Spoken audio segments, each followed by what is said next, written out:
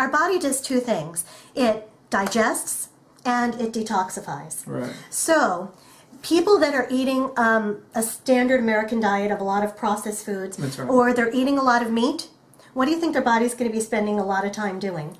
Trying to digest. Trying to digest. Yeah. So let me break it down to you like this. When you eat fruits and vegetables, it only takes about 2 hours for it to digest in the stomach before it moves to the small intestine. Mm-hmm. Okay? So then when you eat grains, you know, such as brown rice, whole wheat pasta, things like that, and oftentimes beans, Right. that takes about 3 to 4 hours to digest in the stomach before it moves into the small intestine. Meat, animal protein, and dairy takes twice that long. It takes a minimum of 8 hours just to digest in the stomach before it moves into the small intestine. Now I want to give you all a picture, a visualization of something. Okay, now our digestive system, a lot of people just think, oh, it's my stomach, or oh, it's just my, it's just my butt.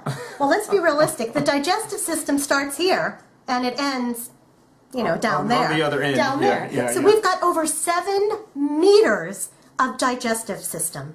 That's a lot.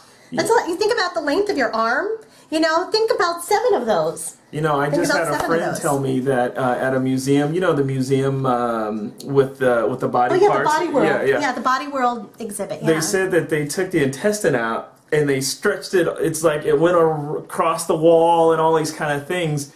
We think, oh, I'm just going to eat and, I'll go poop and, it's just this simple process. But in actuality, there's a lot of time, a lot of energy, a lot of processes that have to happen for food to come from here and to come out the other end. Well, absolutely, Randy. And so our digestion starts as soon as we put it in our mouth, okay? So the salivary amylase that's in our saliva, that helps to break down carbohydrates. Which and is so, why we should be hydrated and everything so that can exactly, happen. because we need our salivary glands to be moist. So the carbohydrates are going to be found in our fruits and our vegetables and our whole grains. So we're going to start digesting, and that's why chewing very well is extremely important. So you almost want to chew your food till it's like a liquid-like consistency. Chew till a cream. Chew. Till a So cream, take care right? of your teeth, everybody. That's super important. All right. Now, in order to digest the proteins that are in meat, Right. you need the peptides. The peptides don't occur up here. You have to wait till it gets to the stomach before the peptides can start digesting them. So you've already lost some digestive transit time when you're eating the heavy, animal proteins. Right, right. So, Lisa, I know we could go on with this for all day long, I know, but I think we're starting to get the picture that what you eat has to do with the condition of your processes. Right? Absolutely. So the process of what you said, we digest and we detoxify. Correct. So eating the right kind of foods helps that process happen, which in turn gives us a better level of health. Is that what we're saying? That's right. And so would you agree that people, we don't need to just get more fiber because I think that doesn't really speak, a lot of people say, oh, I need more fiber, so they'll go get some Metamucil. Stay away from laxatives and the Metamucil. And Randy, I just got to make this really important point. Yes, yes. I've also worked with a lot of patients with psychiatric mental illness and a lot of persons with autism spectrum disorder and intellectual delay. And a lot of them are given, and also pain patients as well. So a lot of the drugs that they're given, the psychotropic and the pain management drugs, induce constipation.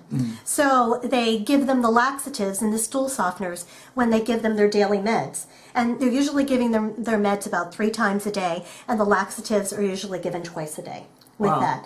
What happens is when you are constantly taking laxatives over the counter or in the medical system, what it does is it destroys and paralyzes the natural villi which occur in the large intestine, and those villi are needed for peristalsis, which is the natural movement that occurs in the bowel.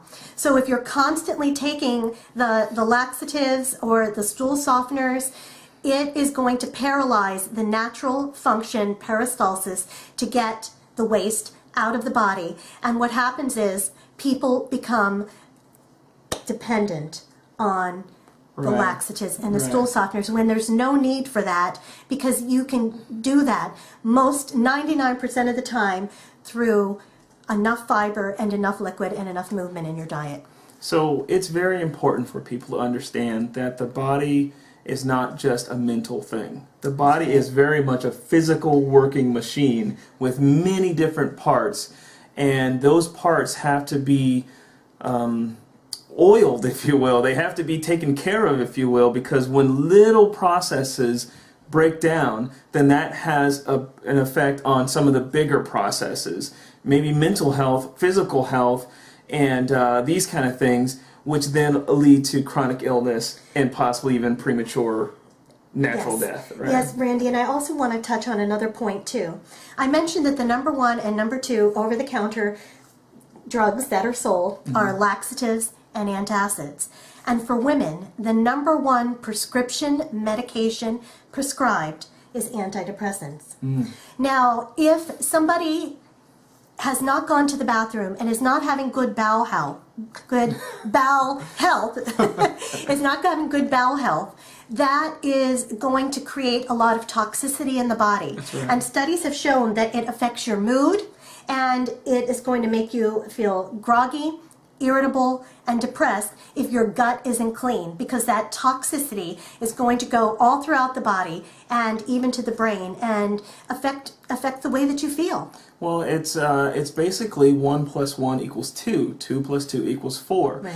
If your bowel is filled with rancid material, animal products in particular, and it creates an environment of toxicity, and when we say the environment, we're talking about our organs, which are filled with blood vessels, which our blood travels past, and osmosis takes material from one place and sends it to another place. If that toxicity is within our system, and toxins are traveling throughout our body, is it possible that those toxins can affect other areas, including our mental health? Oh, absolutely, absolutely. I know guys with something called gout. People have sore. Too much uric acid Yeah, in the body. they have these problems. Some people complain, "Oh, I have sore feet," or "I have a swollen leg," or something. That's linked to what's happening in your gut area and how the toxins are traveling around, specifically downwards because of gravity. Absolutely. So these processes that happen in our body should be taken very seriously. Oh, absolutely. I think that's what we're talking about today, right? So, well, Lisa, thank you so much for being here, and it's a pleasure talking with you. I am a vegan. Yay! And so I kind of understand some of the things that you're talking about. I would certainly like to have more conversations about why you should have fiber in your system, and also where to get fiber. What are the best sources for fiber? We didn't talk about that really. Well, I think that's part 2 of our video series. Yeah, that's part 2.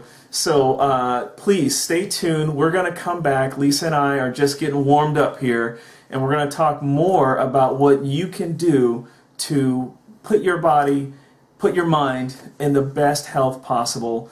And please stay tuned for videos to come. So this is Randy Wilson, the Longevity Seeker. And Lisa Brooks Williams, the vegan and raw food chef. We'll see you next time. Bye.